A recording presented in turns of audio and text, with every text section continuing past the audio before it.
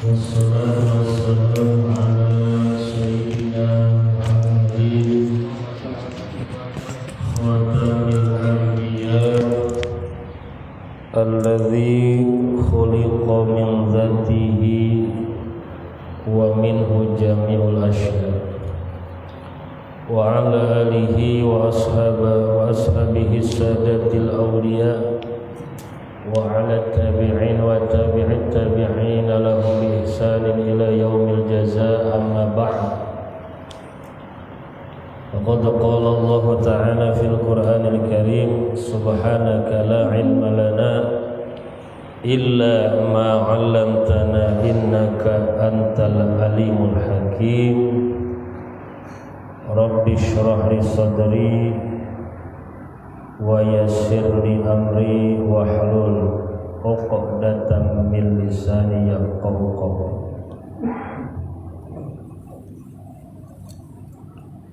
Ma'asyiral muslimin, jamaah majelis ta'lim al-ikhlas yang insyaallah di pertemuan kali ini kita semuanya mudah-mudahan senantiasa berlimpah rahmah, barakah dan maghfirah dari Allah Subhanahu wa taala. Amin ya rabbal alamin. Mari kita lanjutkan pembahasan kita, yaitu masih membahas kitab Dalilul Falihin, syarah kitab Riyadhus Shalihin. Masih dalam bab fi bayani kathrati turuqil khair, yaitu dalam menjelaskan banyaknya jalan-jalan kebaikan. Pada pertemuan yang lalu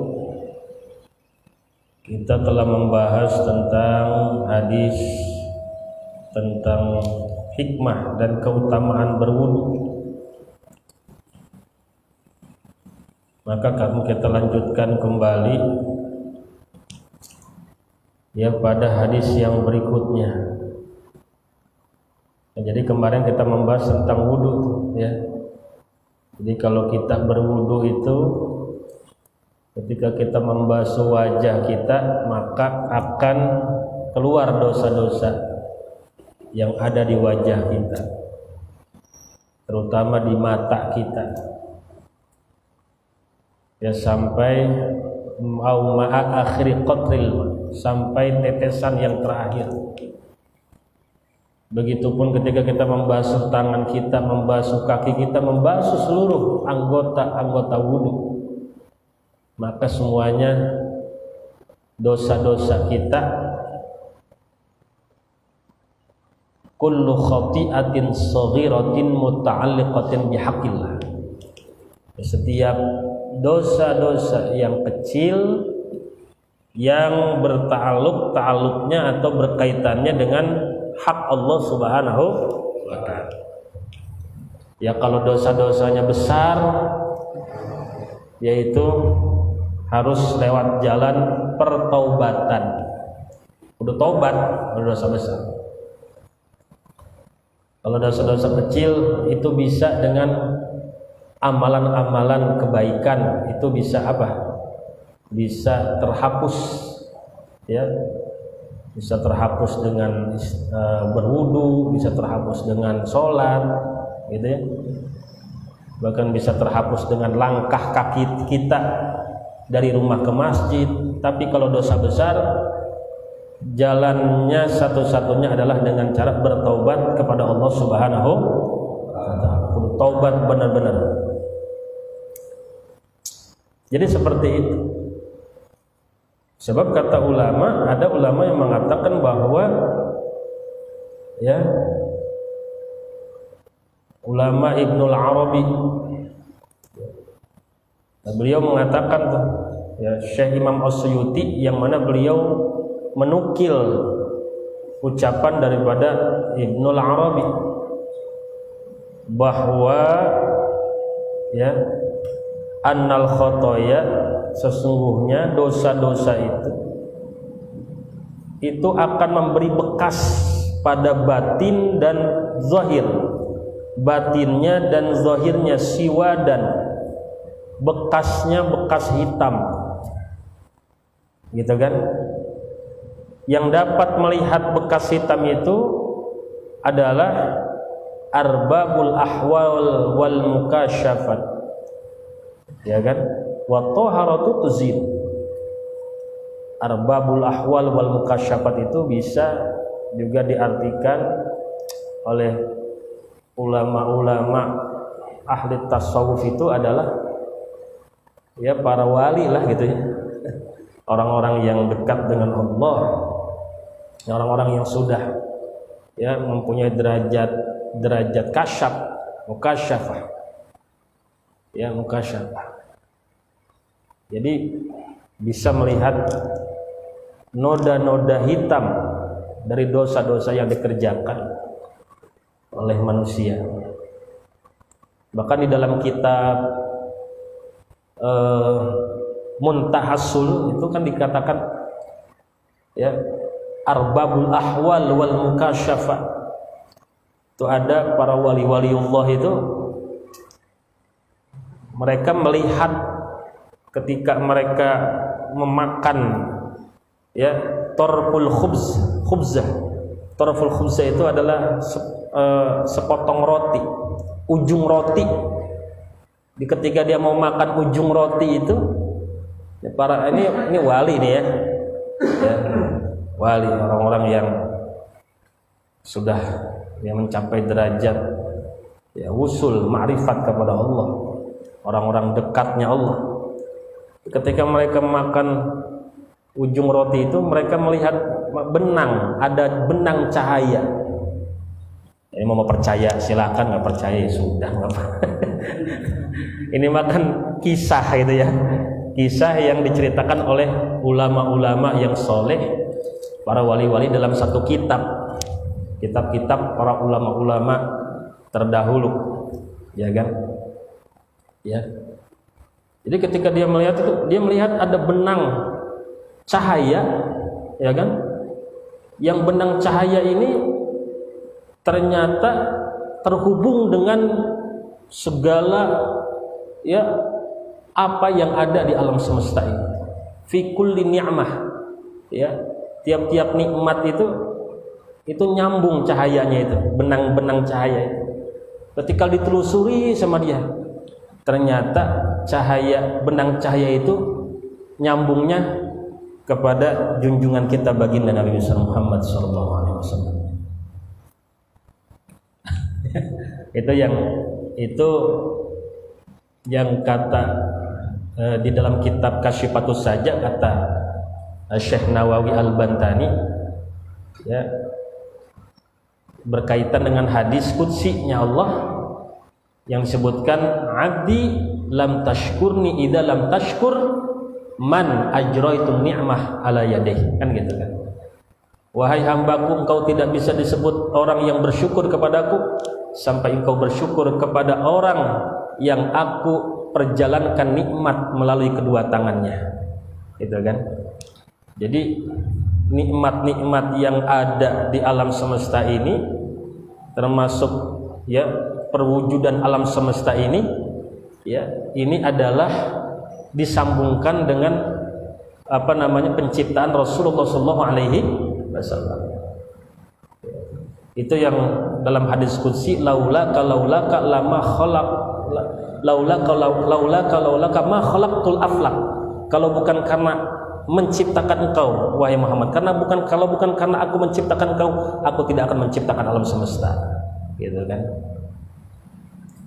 Jadi arbabul ahwal wal mukasyafat, ya itu bisa ya, kata Syekh Muhammad bin Allan As-Siddiqi ini ya, bahkan bisa terlihat gitu kan, atharul khotoya itu, atharul dzunub, bekas-bekas dosa itu sebenarnya zahir dan batin, itu bisa terlihat. Artinya kalau dilihat sama orang-orang para wali, mungkin muka kita hitam semua, barangkali bisa jadi hitam semua, dosa mulu gitu ya, tangan kita hitam semua. Nah itu ya, wat toharatu tuziluhu. Toharoh atau bersuci, berwudu itu dapat melunturkan bekas-bekas hitam itu. Nah gitu. Ya. Nah, kalau saya ini hanya menyampaikan apa yang ada dalam kitab ini. Ya, jadi seperti itu. Jadi itu kelebihan karomah para wali begitu. Ya. Jadi kenapa? Ya, karena di dalam satu riwayat hadis kan disebutkan bahwa ta'thiri khotoyal musyrikin itu fil hijril aswad. Hajar aswad itu dulu, hajar aswad itu bukan hitam. Hajar aswad itu tuh dulu putih, mengkilat, bersinar, atau batu dari surga. Betul gak? Ini hadis ini, jadi putih bersinar. Kenapa bisa jadi hitam? Ya, karena ini adalah dosanya orang-orang musyrik. Kan diciumin sama orang-orang musyrik tuh, diciumin sampai sekarang nggak diciumin sama yang berangkat haji gitu kan, umroh ciumin, sak makin hitam aja itu batu. Dulunya putih, jadi hitam. Nah ini dalam satu hadis disebutkan oleh apa? Ta'thiri khotoyal musyrikin, bekas dosa-dosa orang musyrik. Nah, gitu ya. Kalau batu saja bisa ya membekas hitam, maka disebutkan fa fi fa'iliha aula, maka apalagi yang melakukan dosa itu. Kalau batu saja, batu yang benda mati ibaratnya lah, ya kan? Ketika dicium sama orang yang berdosa bisa ada bekasnya hitam, apalagi yang orang yang berdosa itu hitamnya lebih kelihatan, begitulah, itu maknalah, maknanya begitu. Hitamnya lebih kelihatan, gitu ya. Makanya orang yang banyak dosa itu kan mukanya tuh kadang-kadang kagak enak dipandangnya. Maka saya terus terang Pak, kalau datang silaturahmi ke ulama-ulama soleh itu, saya nunduk, kadang-kadang nggak berani nampakin diri, takut kelihatan belangnya. Dan kadang-kadang benar, orang-orang soleh itu, ulama-ulama itu kadang-kadang kagak mau ngeliat kita, nunduk aja, meren kelihatan jeleknya. Asli serius. Ya, kayak kiai yang di Banten tuh, Kiai Munpasir itu beliau kalau ada tamu jarang melihat ke tamu itu, gini aja. Itu wali itu, ya, masya Allah. Beliau itu nggak pernah makan makanan dari beli di luar, jadi hasil panen sendiri. Berasnya beras panen sendiri, sayurnya sayur panen sendiri, nggak pernah beli di pasar. Kalaupun makan daging, ayamnya nernak sendiri. Benar-benar menjaga dari makanan. Makanya wajar, orang-orang begitu mah kasyaf tuh wajar, betul gak? Orang-orang dibuka oleh Allah hijabnya tuh wajar, ya. Bisa melihat jiwa asli manusia tuh. Kalau jiwanya monyet kelihatan monyetnya kan begitu. Kalau jiwanya kuda kelihatan kudanya. Ya gitu. Nah ini mah ya apa disebutnya tuh kisah-kisah dari para wali lah gitu ya. Yang kasyaf arbabul ahwal wal mukasyaf. Jadi dengan bersuci ya itu bisa luntur tuh noda-noda hitam. Makanya orang yang sering berwudu itu lihat tuh wajahnya tuh, masya Allah. Biar kata kurang putih, jangan hitam dong, kurang putih. Ya kan bahasanya kan rada enak kalau kurang putih ya. Biar kata kurang putih, tapi kalau sering wudu enak mandangnya, betul gak? Lah benar, apalagi dekat lampu, cahayanya luar biasa. Ini serius, benar. Ya. Saya kalau melihat wajah-wajah bapak-bapak yang ada di masjid dengan melihat orang-orang yang ada, tapi bukan dalam rangka suudzon gitu kan. Orang-orang yang kadang-kadang kita kelihatan dari kesehari-hariannya jarang sholat, nggak pernah sholat, itu beda jauh, gitu kan. Biar kata dia senyumnya mengkilat, giginya kagak enak senyum. Apalagi kalau pelit mah, wah, udah kagak enak dilihat, pelit lagi.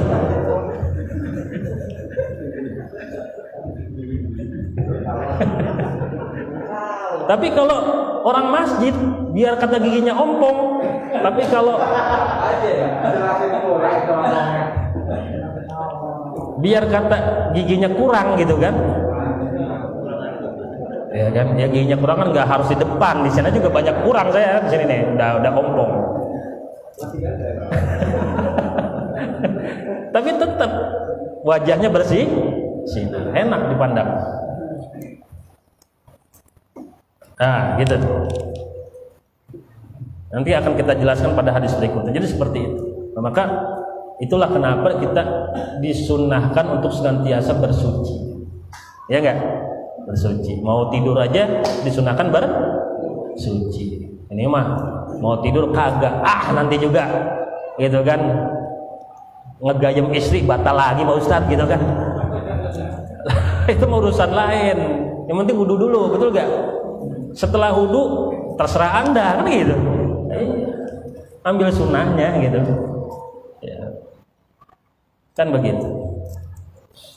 Tapi ya jangan kaku-kaku juga, udah wudu, jangan deket saya. Kenapa? Udah wudu sih. Kagak ada harmonisnya pisan dalam rumah tangga itu mah.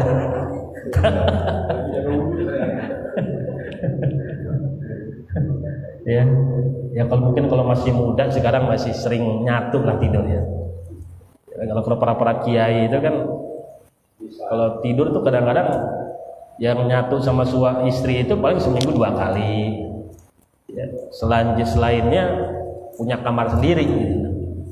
Kalau kita kan emang kamarnya segitu-gitunya, tapi susah.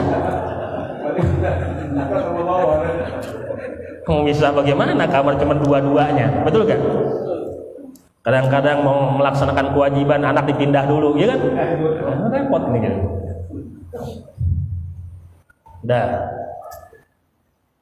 Jadi seperti itu. Wudu ini luar biasa. Jadi dengan berwudu saja dosa-dosa itu akan luntur, ya kan? Dengan rahmat Allah Subhanahu. Nah, ini bukti kasih sayang Allah kepada umat Rasulullah Sallallahu Alaihi Wasallam. Lanjut lagi. Al-Khamis Ashar, hadis yang ke-15, ya, masih dari Abu Hurairah radhiyallahu taala. Qala Rasulullah SAW, ala adullukum ala ma yamhullahu bihil khataya wa yarfa'u bihid darajat. Qalu bala ya Rasulullah. Qala isbaghul wudu' 'alal makarih wa kathratul khuta' ilal masajid wa intidharus shalah ba'da shalah fadzalikum riba. Ya. Ini kata Rasul diterima dari Abu Hurairah, ya. Rasulullah berkata kepada para sahabat, ala adulukum ala ma yamhullah. Maukah kalian aku tunjukkan, aku beritahu, aku kasih tahu, aku infokan tentang perkara yang Allah akan melebur bihi, disebabkan itu perkara al-khotoya, terhadap kesalahan-kesalahan kalian atau dosa-dosa kalian.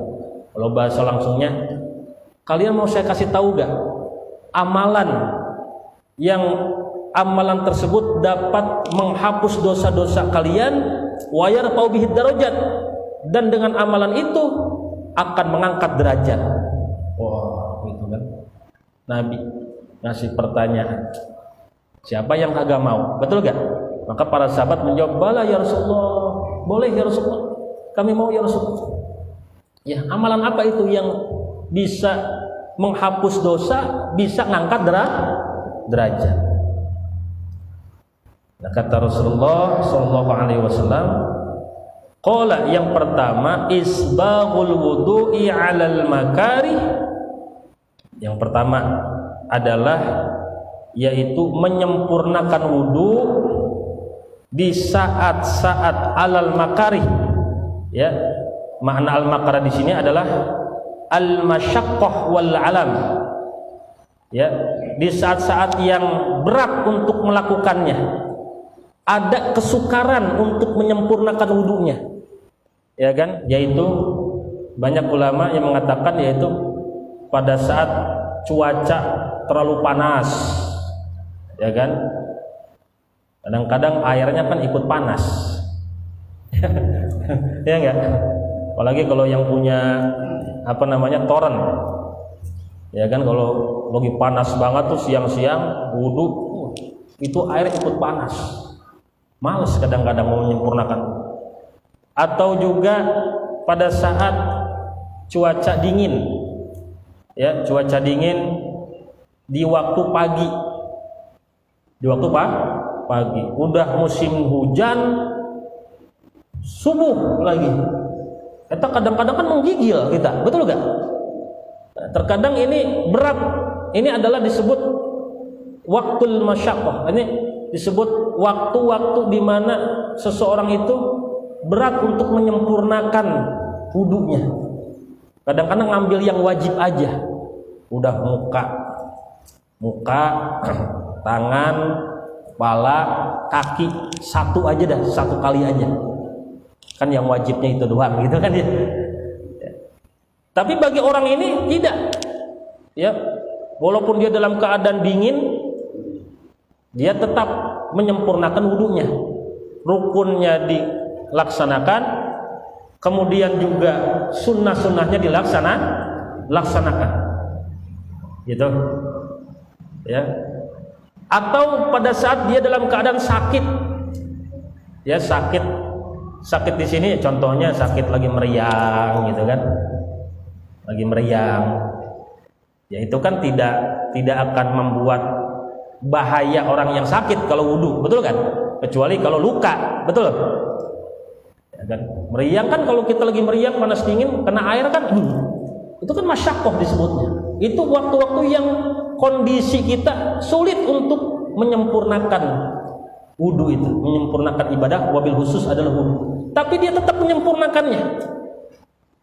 Ya, dia tetap diawali dengan ya mencuci tangannya, ya, atau terlebih dahulu dia bersiwak, sikat giginya dulu, cuci tangannya, kemudian kumur-kumur sampai 3 kali, tetap istinsyak, menghirup air ke dalam hidung 3 kali, kemudian membasuh wajah, ya kan, membasuh wajah ya 3 kali.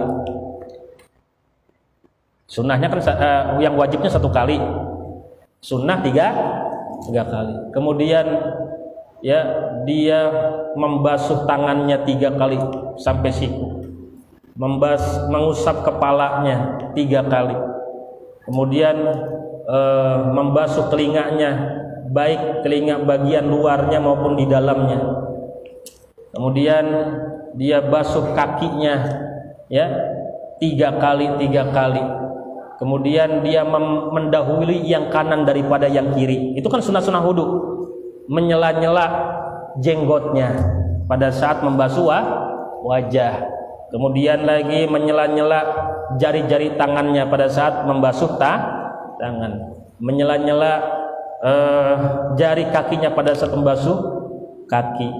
Kemudian dia juga melebihkan batasan wajibnya wudu, ya. Kalau batasan wajibnya muka itu kan dari ya mulai tumbuhnya rambut di jidatnya, ya kan, sampai 2 pentil telinga sampai sini nih dagu. Nah, dia mah dilebihin, ya, dilebihin. Itu sunnah hukumnya, dilebihkan. Ya, membasuh wajah dilebihkan sampai sini nih, dilebihin. Ya, sampai hampir kena lehernya nih, dilebihin. Itu sunnah. Begitupun ketika membasuh tangan, sunnahnya sampai kemana? Sini nih, ya, sampai hampir ke ketiaknya tuh. Ini sunnah sampai sini. Set. Jangan adil-adil banget jadi orang tuh. Yang diukur. Sunnah dilebihin, gitu kan? Kemudian juga kaki kan wajibnya sampai mata kaki. Sunnah untuk dilebihkan juga, sebab ada dalam satu hadis yang diriwayatkan Imam Bukhari dan Muslim, kata Nabi, inna ummati ya'tuna yaumal qiyamah ghurran muhajjirina min atharil wudu man istata'a minkum ayyukilla ghurratahu falyaf'al. Kata Nabi gitu, sesungguhnya umatku nanti akan datang pada hari kiamat ghurran. Nah, ghurran itu dalam keadaan wajahnya bercahaya putih. Jadi umat Nabi nggak susah nyari nanti, umat Nabi Muhammad nggak susah nyari. Nanti di hari kiamat wajahnya putih bersinar, masya Allah. Kemudian muhajjilin atau tahjil. Jadi ciri umat Nabi Muhammad di akhir yaumil kiamat nanti adalah ghurran wa tahjil. Muhajjilin ini adalah orang-orang yang kaki tangannya ini bercahaya putih.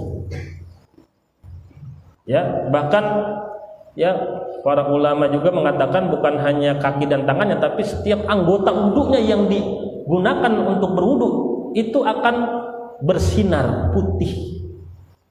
Jadi nggak susah nemuin umat Rasulullah nanti hari kiamat. Asal wajahnya bersinar, umat Nabi nih, ya kan? Sejaman tapi kagak bersinar, berarti tara sholat.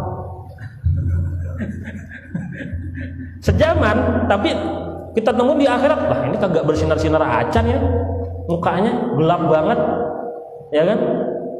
Berarti kagak pernah wudu, kagak pernah sholat. Itu cirinya.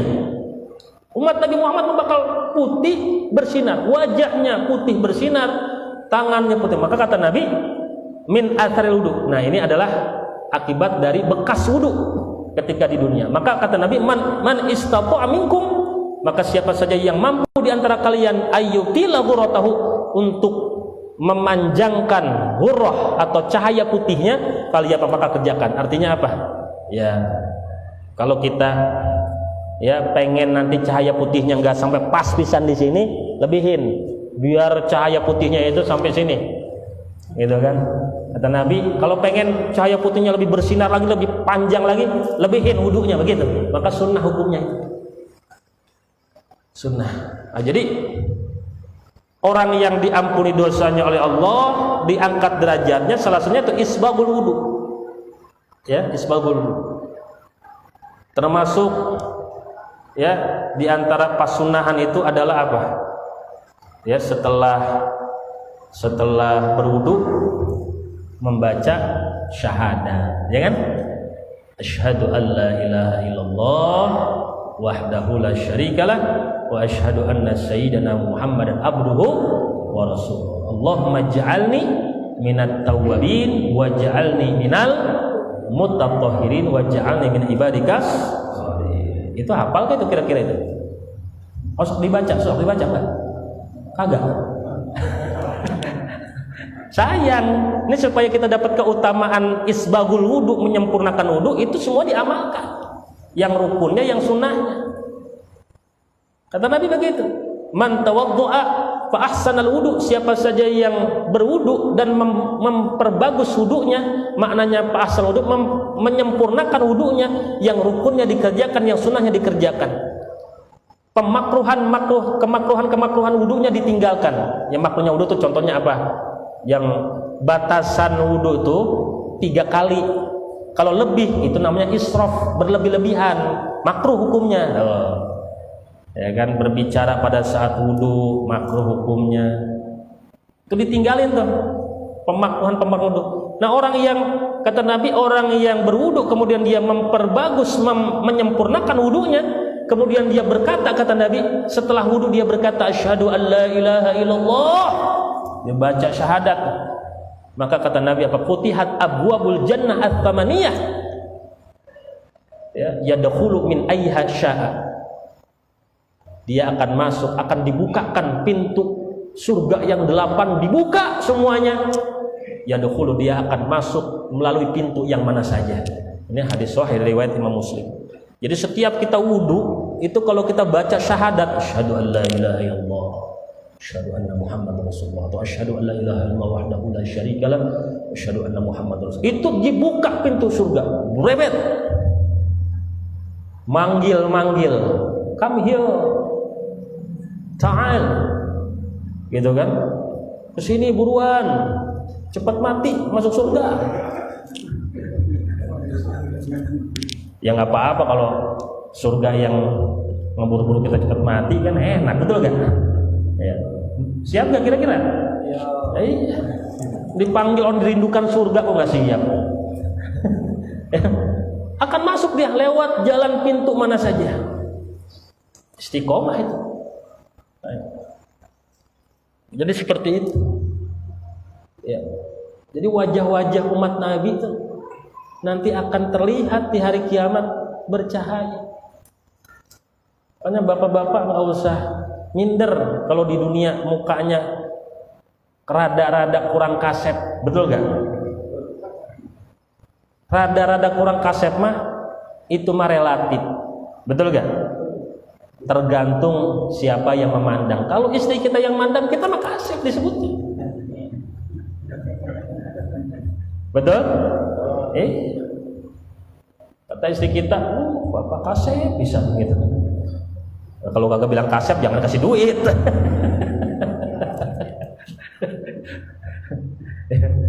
Nggak ada yang jelek, Pak. Ya, ciptaan Allah tuh nggak ada yang jelek, semuanya sempurna. Ya, semuanya sempurna. Hanya nafsu saja yang membuat jelek dan cantik, itu nafsu aja. Itu kan. Jadi seperti itu. Jadi itu dari asarul wudu, min asaril wudu. Belum lagi min asari sujud. Min asari sujud. Itu kan dalam surah Al-Fat, itu kan. Surah Al-Fat ayat yang ke berapa? 26 atau 29 saya lupa. Surah Al-Fat ya. Muhammadur Rasulullah walladzina ma'ahu asyidda'u 'alal kuffari ruhama'u bainahum تراهم ركعا سجدا يبتغون فضلا من الله ورضوانا سيماهم في وجوههم من أثر السجود. Masya Allah. Allah kurang bagaimana lagi Pak ngasih motivasi kita, ngasih janji sama kita supaya kita semangat ibadah. Betul gak? Muhammadur Rasulullah, Muhammad itu adalah utusan Allah. Walladzina ma'ahu, dan orang-orang yang bersamanya, asyidda'u 'alal kuffar, mereka tegas ya kepada orang-orang yang kafir, keras kepada orang-orang yang kafir. Ruhama'u bainahum, mereka saling berkasih sayang kepada orang-orang mukmin, kepada sesamanya. Ini juga jangan salah mengartikan. Ya, asyidda di sini para ulama ahli tafsir banyak berpendapat, ada yang mengatakan azan ya.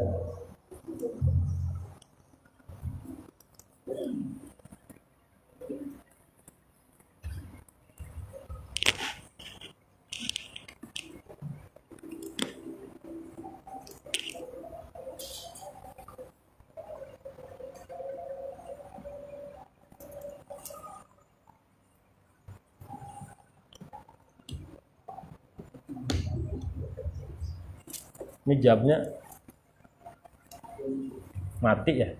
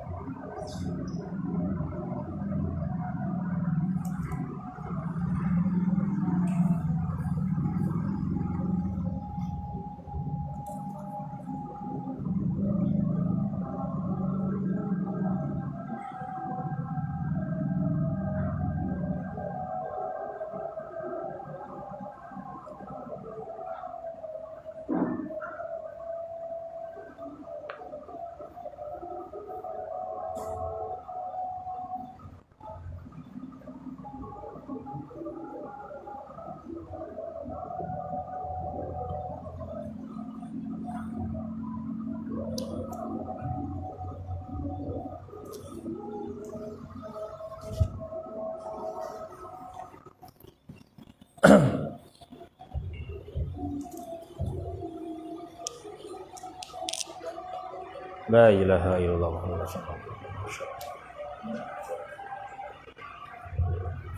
Nah, kita lanjut. Jadi asyidda'u 'alal kuffar, gitu kan? Bahwa orang-orang yang bersama Nabi itu asyidda'u 'alal kuffar, tegas, keras kepada orang-orang kafir. Nah, ini banyak ulama yang berpendapat bahwa maknanya itu fil harbi, pada saat peperangan. Dan pada saat peperangan ya keras. Ya. Orang-orang sahabat-sahabat Nabi itu. Ya kan? Ada juga yang berpendapat bahwa asyidda'u 'alal kufar di sini adalah keras dan tegas di sini adalah tegas di dalam membuktikan atau mengzahirkan keimanan mereka di hadapan orang-orang kafir. Gitu kan? Memperlihatkan identitas mereka sebagai orang-orang mukmin, orang-orang muslim di hadapan orang-orang kafir. Tidak menyembunyikan, gitu kan? Tegas memperlihatkan ini akidah saya. Gitu kan? Ini ya batasan-batasan antara diri saya dengan dirimu. Ya, diri saya orang mukmin, dirimu orang kafir, ini batasannya seperti ini. Jadi asyidda di sini bukan ketemu orang kafir pelototin, alah, bukan begitu. Itu kan, ketemu orang kafir kepet, bukan. Ya, atau merampas hak-haknya dengan zalim dan sebagainya. Ya, bahkan dalam satu hadis yang sahih disebutkan man qatala mu'ahadan lam yarih raihatal jannah. Kata Nabi gitu, siapa saja yang membunuh orang kafir yang mu'ahadan maknanya adalah yang mempunyai perjanjian damai. Ya, kalau di kita yang berdamai, mau berdamai dengan kita. Ya kan? Mereka hidup mau berdampingan dengan kita, hidup rukun. Kita ganggu bahkan dibunuh kata Nabi, maka dia tidak akan mencium baunya surga. Jangankan masuk surga, baunya juga kagak bakalan dapat. Itu. Jadi kalau keras di sini diartikan kita semena-mena, ya salah. Bukan seperti itu maksudnya. Gitu. Jadi tegas di dalam memegang prinsip, memperlihatkan identitas kita, menjaga batasan-batasan. Gitu. Ya. Ada juga ulama yang berpendapat asyidda'u 'alal kufar di sini Muhammadur Rasulullah walladzina ma'ahu. Ini ada lagi dalam tafsir Al-Bughawi kalau saya itu ada. Muhammad Rasulullah dan orang yang bersamanya. Nah, orang bersamanya diartikan Abu Bakar. Asyidda'u 'alal kuffar, tegas, keras kepada orang-orang kafir, diartikan Sayyidina Umar. Ya, ulama li tafsir mah bebas, dia ngerti, lebih paham gitu kan. Ada yang mengartikan gitu. Jadi tafsir itu ya luas. Ya, penafsirannya ruhama'u bainahum, mereka ya berkasih sayang, sangat menyayangi antara mereka orang-orang mukmin, diartikan Sayyidina Utsman, gitu kan. Tarahum ruk'an sujada yabtaghu, tarahum ruk'an diartikan Sayyidina Ali, begitu ya. Yabtaghuna fadlan minallahi wa ridwana, mereka semuanya adalah orang-orang yang mencari ya yabtaguna fadlan, keutamaan, fadlnya Allah, karunia Allah, waridwana, dan ridhonya Allah, diartikan para sahabat-sahabat yang melakukan Baitur Ridwan pada saat ya terjadi perjanjian Hudaybiyah pada saat itu. Karena kan ini ayat ini ada ulama yang mengatakan asbab nuzulnya ini adalah pada saat terjadinya perjanjian Hudaybiyah dan Bai'atur Ridwan di antara para sahabat-sahabat, yang termasuk sahabat-sahabat yang di 10 sahabat yang disebut sama Nabi sebagai sahabat-sahabat yang dijamin masuk surga. Gitu. Jadi nafsirin Quran jangan sembarangan gitu kan. Kita kan banyak tafsir-tafsir ulama. Ya. Jangan sampai kita kelihatan bengis gitu kan sama orang-orang non muslim. Ya, jangan sampai kelihatan bengis. Kalau lewat ya kita negor gitu kan. Ya, mau kemana Pung? Gitu kan, oh, Pung Batak. Ya kan? Ya, tante mau kemana? Nggak apa-apa nego. Ya, karena Islam benar-benar rahmatan lil alamin. Ya, dalam kaitannya. Tapi kalau dalam urusan memperlihatkan identitas, menjaga batasan-batasan akidah, maka itu memang harus ada ketegasan. Seperti itu. Tarahum ruk'an sujada yabtaghuna fadlan minallahi wa ridwana simahum fi wujuhihim. Nah, min athari sujud, ada ya simahum, ada tanda-tanda bekas sujud di wajah mereka. Ya, bekas sujud di wajah mereka. Ada tanda-tanda bekas sujud. Nah, tanda-tanda di sini juga jangan disalahartikan. Gitu kan? Tanda-tanda di sini jangan disalahartikan dua tanda hitam di jidat, jangan. Kalau diartikan dua tanda hitam di jidat, bapak-bapak ini nggak ada asar sujudnya berarti kalau gitu. Bukan ahli sujud berarti. Ya kan?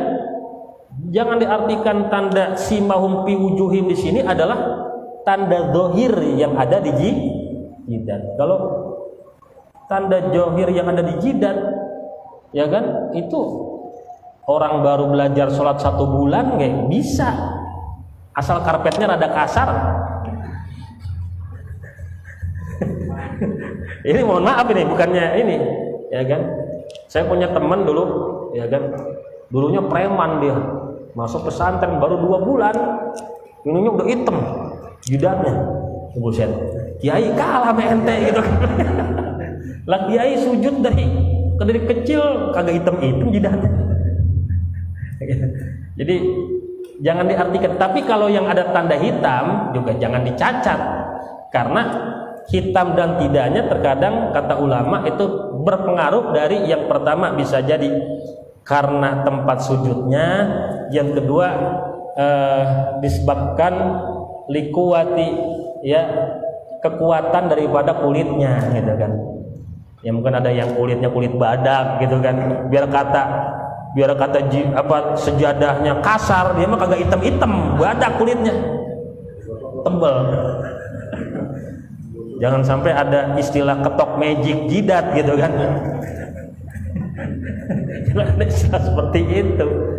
Jadi bukan yang dimaksud simahum fi wujuhim min athari sujud bukan tanda hitam di jidat, bukan. Jangan salah pengerti. Ulama tuh banyak, ulama ahli tafsir tuh. Saya ngelihat tafsir-tafsir para ulama, tafsir Al-Qurtubi, tafsir Ibnu Katsir, ya kan? Tafsir Munir, ya. Bahkan tafsir Al-Jailani, tafsir-tafsir para ulama. Ketika saya melihat tafsiran-tafsir tidak ada yang mengatakan simahum fi wujuhi min athari sujud itu adalah tanda hitam di jidat, keadaan. Ya, tapi mereka mengatakan bahwa simahum fi wujuhi min athari sujud di sini maknanya adalah ya nurun fi wajhi yaumal qiyamah, cahaya di wajah nanti di hari kiamat. Ada yang mengartikan nanti di akhirat. Jadi cahaya wajahnya itu benar-benar terlihat. Ada yang menafsirkan seperti itu. Ada juga yang mengartikan ya as-samtul hasan, apa namanya disebutnya tuh mempunyai kepribadian akhlak yang baik. Simahum fi wujuhim itu. Orang yang sujud itu punya tandanya itu akan Allah berikan kebaikan. Kebaikan dalam hidupnya yang pertama apa? Nurun fil qalbi, cahaya di hatinya. Jadi disebut wajah di sini, ada yang mengatakan para ulama maksudnya bukan hanya wajah. Ya, ini kalau di dalam ilmu balaghah itu ada disebut majaz mursal mimbabi itlaqil juz wa iradatil kul gitu. Ya, puyeng-puyeng dari situ ya. Jadi bahasanya itu majaz, jadi yang disebutkan itu satu juz wajah, tapi yang dimaksud itu keseluruhan, gitu loh. Maksudnya itu majaz itu. Jadi yang disebut wajahnya saja, tapi yang dimaksudnya itu ada al-kul, seluruh, zahir dan batin. Maka ada ulama mengatakan bahwa orang yang senantiasa sujud itu ada tandanya. Tandanya apa? Mendapatkan kebaikan. Kebaikan yang pertama nurun fil qalbi, cahaya di hati, cahaya keimanan. cahaya petunjuk, hidupnya akan terbimbing ya oleh petunjuk Allah Subhanahu wa taala. Ya, akan dibimbing oleh Allah. Kemudian wadiyaun fil wajhi, akan ada cahaya di wajahnya yang membedakan ya antara mukmin dan kafir. Ada cahaya kesolehan. Makanya kita kalau melihat ulama-ulama soleh itu ya, kiai-kiai adem banget wajahnya Pak ya. Betul ya? Betul enggak? Benar, serius loh. Jadi kalau kita melihat wajah orang-orang ya soleh itu endah banget gitu. Ya, lebih endah dari wanita cantik manapun. Ya, kalau kata iman, beda kalau kata nafsu. Kalau bicara tentang nafsu udah beda. Ya kan? Jadi dia unfil wajib wasi'atun fi rizqi, itu tanda-tandanya. Diluaskan rizkinya. Jadi simahum fi wujuhim min athar. Ada yang mengartikan dan mentafsirnya para ulama, cahaya di dalam hatinya sehingga hidupnya terbimbing ya, diberikan senantiasa petunjuk oleh Allah dalam kehidupannya. Kemudian ada tanda cahaya kesolehan pada wajahnya, wasi'atun fi rizqi ya, dijembarkan, luaskan rizkinya. Kemudian wa mahabbatan fi qulubin nas, dicintai oleh manusia. Begitu. Senang orang kalau ngobrol sama dia, kalau dekat sama dia, senang. Ya kan? Jadi baru melihat wajahnya udah resep gitu kan. Udah resep, ngobrol dekat resep gitu kan.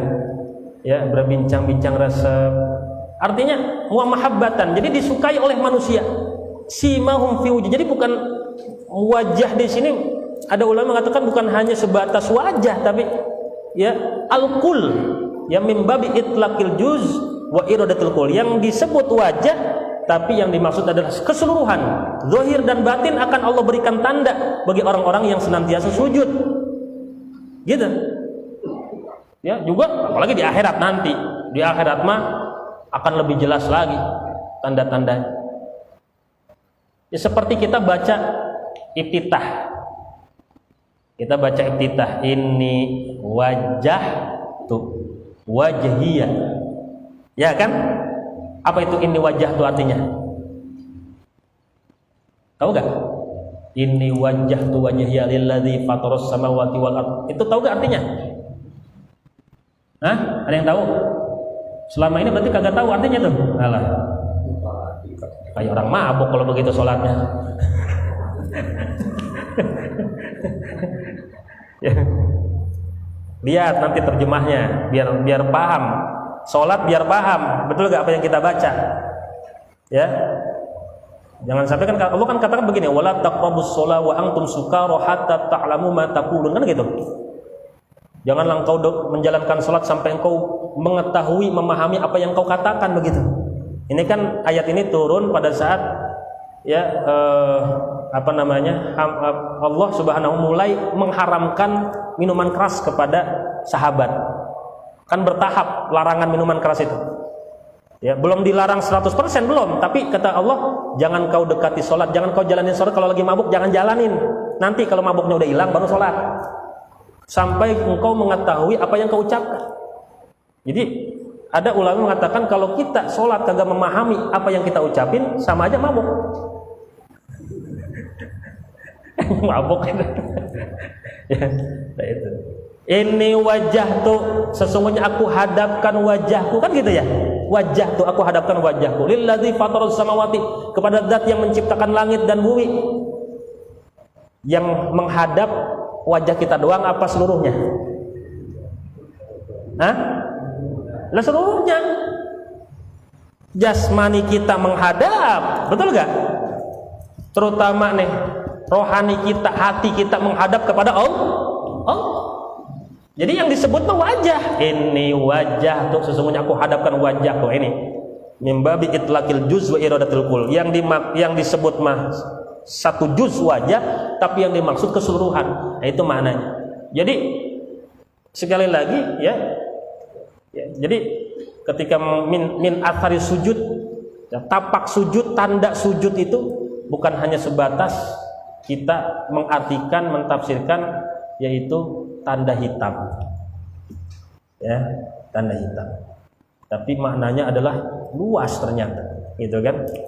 Ya, orang yang senantiasa sujud itu tadi ada ulama mengatakan cahaya dalam hatinya, kemudian ya bersinar, ada tanda kesolehan pada wajahnya, ya dijembarkan luaskan rizkinya, berkah rizkinya, dicintai, disukai oleh manusia.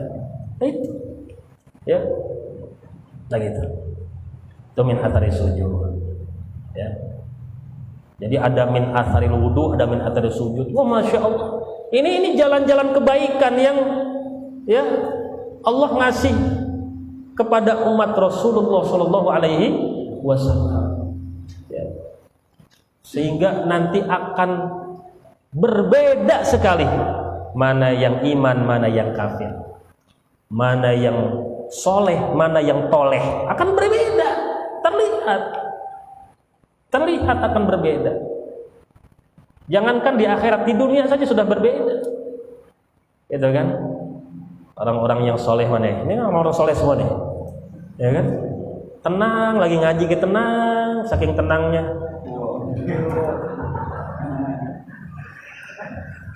Gitu kan? Orang-orang soleh, ya kan? Udah kagak ingat hutang kalau begini. Ya. Pak Jon ketawa baik, Pak Jon. Nah, ya. Jadi seperti itu. Ya, ngerti berarti Pak Jon, ya. Itu tenang gitu kan. Kita kalau udah masuk masjid tenang. Ya kan? Udah kagak ingat hutang, kagak ingat bini, kagak ingat anak, gelo eta masukan. Kagak ingat semua mah. Ya bukan seperti itu, tapi Allah berikan ketenangan, ketentraman dalam hati, yakin akan pertolongan Allah Subhanahu wa taala. Jadi seperti itu. Isbabul wudu alal makari. Maka sempurnakan wudu kita. Sempurnakan wudu kita dalam keadaan apa? Kayak gitu. Ya. Para jamaah yang mudah-mudahan dirahmati oleh Allah. Ini baru satu nih. Baru satu. Ya. Ini tinggal 2 lagi. Berarti untuk minggu depan ya masih hadis ini ya kita menjelaskan 2 lagi amalan yang dapat menghapus dosa dan dapat mengangkat derajat. Nah, salah satunya tadi disebutkan isbaghul wudu, menyempurnakan wudu. Ya, sempurnakan wudu. Yang rukunnya sempurnakan, yang sunnahnya disempurnakan. Ya, maka mudah-mudahan dengan cara itu ya, apa yang tadi disebutkan tadi keutamaan-keutamaannya luar biasa ya. Mudah-mudahan ya kita dapat mengamalkannya dan kita juga dapat mendapatkan balasan dan hikmah ya, keutamaan dari apa yang dijanjikan oleh Allah Subhanahu wa taala. Amin. Ya Allah ya rabbal alamin. Mudah-mudahan ada manfaatnya. Wallahu a'lam bissawab. Raditu billahi rabba wa bil islam dina wa bi Muhammadin nabiyya. Raditu billahi rabba wa bil islam dina wa bi Muhammadin nabiyya. Raditu billahi rabba wa bil islam dina wa bi Muhammadin nabiyya.